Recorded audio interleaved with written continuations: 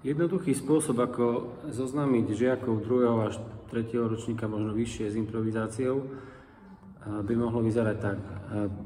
Zahráme si A-durovú stupnicu v druhej polohe. Budeme používať tóny z tejto stupnice a ako doprovod budeme používať prázdnu A strunu, ktorú budeme hrať vždy na prvú dobu, čiže prvá doba štvrťová nota bude Ačko, potom nejakú zase štvrťovú notu a potom nejakú polovú notu. Čiže napríklad prvá, druhá, tretia, štvrtá, prvá, druhá, tretia, štvrtá, prvá, druhá, tretia, štvrtá, prvá, druhá, tretia, štvrtá. Čiže hral som na prvú dobu stále štvrťová nota je doprovodná, iba nejakú notu zo stupnice. Nie je jedno, akú, najlepšie je začať nejakou terciou alebo kvintou alebo základným tónom.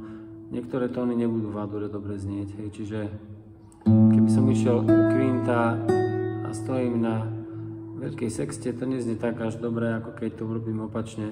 Čiže treba viac používať ucho a dá sa to potom aj trošku už sťažiť, že napríklad si meniť tie basové noty a chápať to, ako keby som hral kadenciu, čiže na Ačko, hej,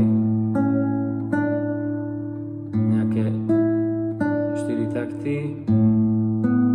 A teraz si dám Dčko,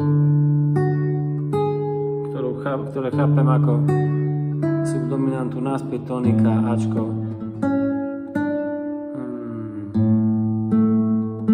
Teraz Ečko ako dominanta, subdominanta Dčko v base a naspäť na základný Ačko ako keby tónika, hej. Tú kadenciu mi bude reprezentovať stále tá prvá nota basová. Čiže tónika je Ačko, subdominanta je Dčko, dominanta je Ečko.